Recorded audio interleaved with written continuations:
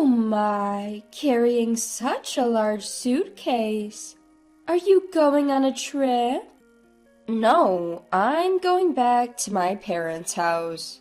What? It seems mother-in-law couldn't quite process what I had just said. Her eyes widened in surprise. I'm tired of the housework and the constant nagging. Please have a happy life with Connor. What? Wait a minute. I slipped past the objecting mother-in-law and headed outside. Dragging my heavy suitcase, I got on the bus to return to my family's home. My name is Cecilia. I married Connor 4 years ago, and now we rent a one-bedroom apartment where we live together. The apartment we rent is a moderately high-end place, costing $2,000 a month, something Connor can't afford on his own. The reason we can live in such a luxurious apartment is solely due to my workload and salary. I'm somewhat embarrassed to say it, but I'm an ambitious career woman working in sales for a large corporation, working from morning till night. Starting early and working late is the norm for me, sacrificing my private life to stay on top in sales. I started living in this apartment because I wanted to enjoy a lavish lifestyle at least while I'm home. But my luxurious and peaceful days are beginning to slip away. The cause of this disturbance is mother-in-law, who has recently become a permanent guest in our apartment. I sometimes ask Connor to do the housework since I'm busy with my job, but instead of doing it himself, he calls mother-in-law and unloads the work on her. And mother-in-law, being mother-in-law, willingly comes over and does all the housework, so Connor's domestic skills never improve. Initially visiting our apartment twice a week, she now seems to live in our place. If it were just housework, I might have simply been grateful and not complained. What's been bothering me is mother-in-law's excessive interference. Why doesn't Cecilia quit her job after all this time? I can't possibly tell her it's because Connor's earnings are insufficient, so I reply with a shallow, "I'm sorry." She even adds, "A good wife bears children early on." The comments like that continue to trouble me. Certainly, I couldn't say that Connor was cooperative. His old-fashioned remarks, even anachronistic at times, were draining me, especially after long hours at work. Finally, he started to say things like, "You fold the clothes wrong," or "Using the dishwasher is not good." I couldn't help but wish he would leave if he continued to complain. Of course, I wasn't just silently putting up with this. I talked to Connor about it, but he wouldn't take me seriously. At first, he seemed to be listening to me sincerely, but in the end, he always sided with his mother, saying, "But Mom is right." When I lost patience with his mother, who continued to live with us without paying rent or for food, and demanded she either pay or leave, Connor sided with mother-in-law and decided to let her live with us for free. Slowly but surely, the paradise I had created with my earnings was being taken over by mother-in-law. One day, after talking to my parents on the phone, I began planning a small party and invited them to our home. My mother's birthday was coming up, and I was likely to get paid time off. My parents had mentioned that they wanted to see my apartment, so I thought it was a good opportunity. I excitedly started planning and called out to Connor, who was lying on the sofa browsing on his mobile phone. "Hey, I'm thinking of inviting my parents over next month. Will you join us, Connor?"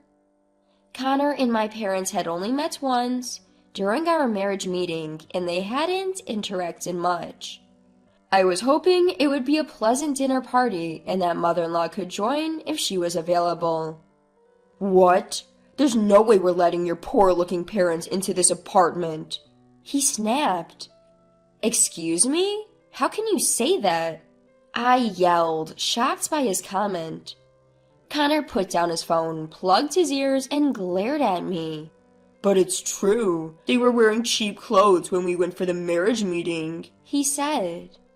I struggled to contain my anger, my fists shaking. I was used to be spoken to harshly, but I couldn't tolerate my parents being insulted. My anger boiled up, and I had to be careful not to scream at Connor. I don't want to say this, but I started trying to calm myself. Your mother-in-law is no different from my mother.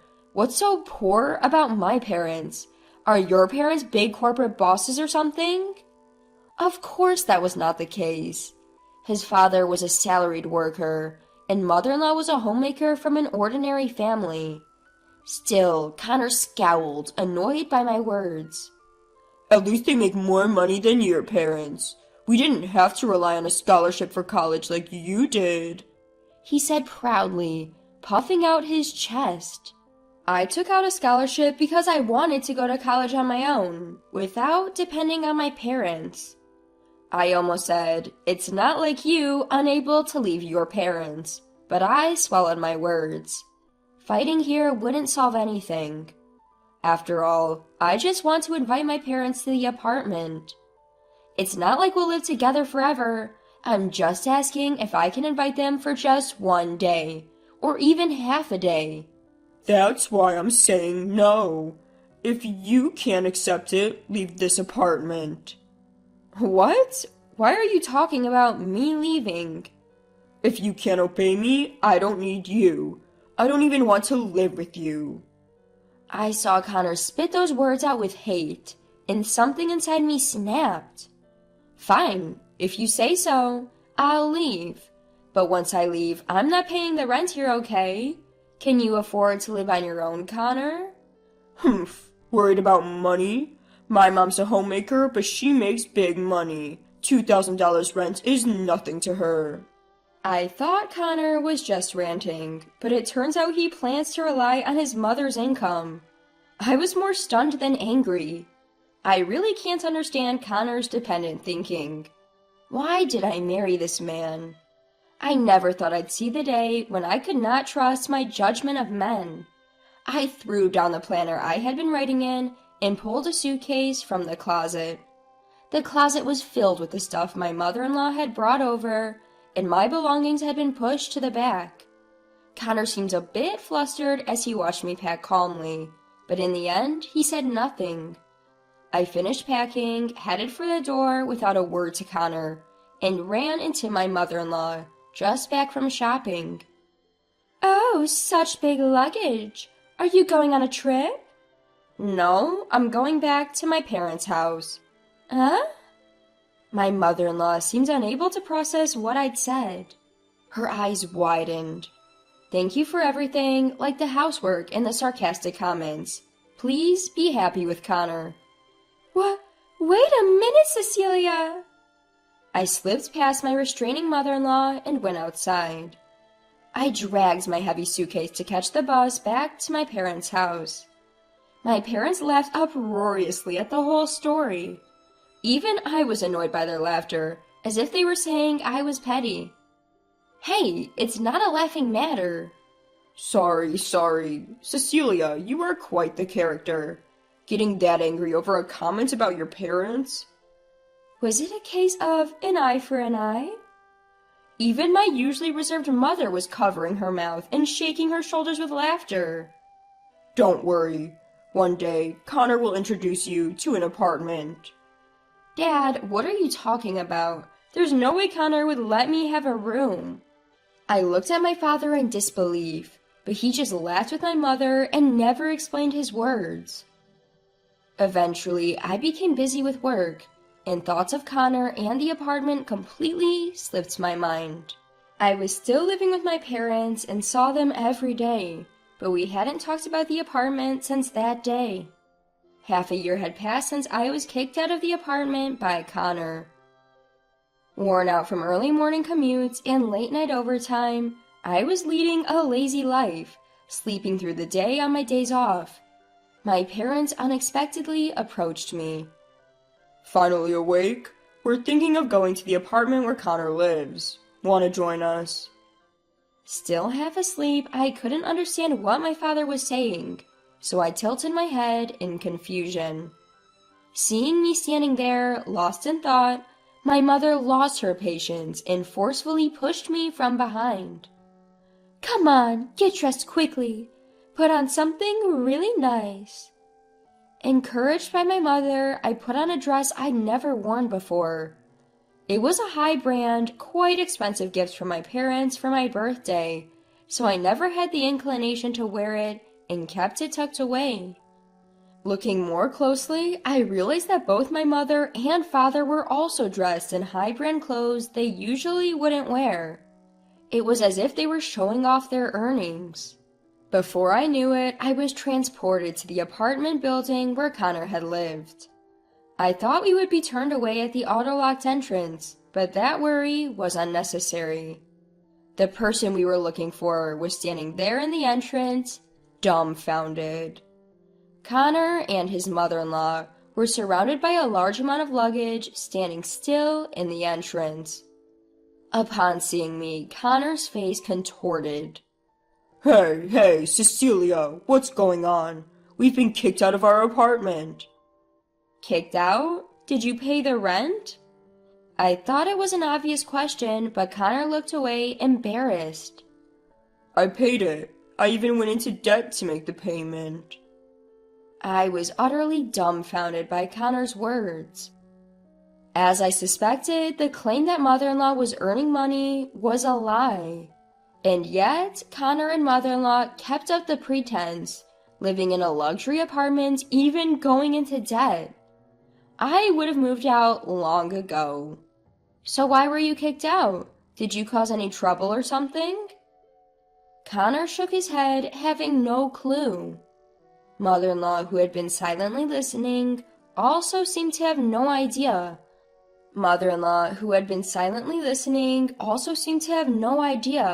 Looking at the luggage in the entrance shamefacedly.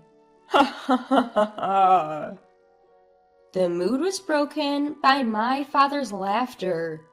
His hearty laugh echoed through the entrance. My mother also covered her mouth elegantly, as if laughing. What's so funny, Dad? No, I'm sorry. It's just amusing. Connor's room, we'll give it to Cecilia. If you don't want to use one, we can arrange for a new one. What? What are you talking about? Connor's voice rose in confusion before mine. Mother-in-law, like me, was bewildered, her gaze wandering. Didn't you know? This apartment had been owned by our company for the past 3 months. Connor stared at my father, his eyes wide open. My parents are the presidents of the company. With my added explanation, mother-in-law's mouth fell open as if she couldn't believe it. It was understandable. I hadn't told Connor that my father was a real estate agent's president. More to the point, my mother was the president of a subsidiary under my father's company. Together, they were a successful entrepreneurial couple. Perhaps I inherited those genes because I had an exceptional talent in sales. Connor must have misunderstood my family to be poor, based on the clothes we wore when meeting him and the fact that I went to college on a scholarship, but that was a mistake. Connor's anger was then directed at me. Why didn't you tell me that Cecilia's dad is the company's president? If I had known, I would have... And what if you had known? Just so you know, I'm not living here on my parents' dime, unlike you, who's always relying on mother-in-law. Surprisingly, it was not Connor but mother-in-law who accepted the reality quicker. Maybe she judged the hierarchy at a glance by looking at my mother's high-end clothing. Suddenly, with a look of trying to gauge my parents' mood, she began to speak. I sold the house because Connor said to move here. If we're kicked out, we'll have nowhere to live. Mother-in-law glances at my parents' faces, but neither of them breaks a smile. It's terrifying even to me, their actual daughter, that their eyes aren't smiling. My mother smiles softly to reassure mother-in-law and politely brings up the subject. You've been behind on rent for over 3 months, haven't you? We've sent reminders and called many times, but with no response, we've had to proceed with eviction. I look at Connor, wondering if he really was behind, and he quickly looks away. It seems that he could only pay his debts for the first 3 months. Mother-in-law's situation was the same, and she looks uncomfortable being scolded by my mother. Can't you do something about it? Please? You're the company's president, right? Mother-in-law pleads with my parents. However, my father firmly pushes mother-in-law away. I'm the president and I've decided on the eviction. You must comply. You're trying to live well without paying rent. Isn't that too selfish? Cornered by my parents, mother-in-law looks to Connor for help. But Connor stays still, not budging. As if he's abandoning mother-in-law, as if he doesn't want to get involved, he just stands there. I feel anger bubbling up again at his indifferent behavior. I've thought about it for 6 months. I can't reconcile with Connor. Let's get a divorce. What? Wait, divorce? I glare at the flustered Connor. I can't live with someone who insults my parents. My parents look at me, almost dazzled by the words I've declared. What am I going to do now? Connor falls to his knees on the ground, dejected. Though I want to keep watching his ridiculous figure, I'm not that heartless. You need to find a way to pay the overdue rent. Why not sell all your furniture and stuff? You won't have anywhere to take it anyway. I glance at the pile of Connor and mother-in-law's belongings in the entrance. Despite the unpaid rent, there are many luxurious items like brand name products and watches. Selling them might help a bit. Feeling a little reluctant to leave them stranded, I began to efficiently sort through the unattended luggage on the floor. The truck should be here soon. Let's transport everything to our warehouse for now. My father also cooperated with me. As Connor and mother-in-law sulked, unable to do anything, the belongings that had occupied the entrance were quickly put away, leaving only the valuable brand clothing, jewelry, and watches. Why don't you visit our shop later? We also deal in buying watches and jewelry. With a business smile, my mother hands her business card to mother-in-law. It was a completely dazzling move. She kicks Connor and mother-in-law out of the apartment and doesn't forget to promote her business. I never feel like I can catch up to my parents. And I still can't be as ruthless as my parents when it comes to business. As I'm absent-mindedly staring at my parents, my father says with a calm face, People who judge others by appearance and call them poor don't belong in this apartment. With those words, I was certain. My parents were holding a grudge against what Connor had said. Connor seemed desperate to pay the rent, repeatedly borrowing money everywhere. Not only from lenders, but also from his colleagues and superiors. It became a topic in the company that Connor never returned the money. Connor lost his place in the company and was forced to resign after paying back all the money he had borrowed from company employees. Mother-in-law, who had been living with him and was only trying to benefit from him, was probably guilty as well. After being kicked out of the apartment, mother-in-law moved into the company dormitory with Connor and started working as a part-time worker at a factory. The fact that the factory where she was working was part of my father's corporate group is nothing short of laughable. 1 month after Connor was kicked out of the apartment, I successfully got divorced.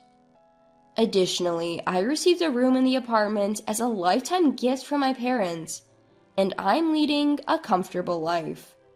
Work is as busy as ever, but I have been promoted for my sales skills. Now that I'm single, I'm thinking of devoting myself even more to my work.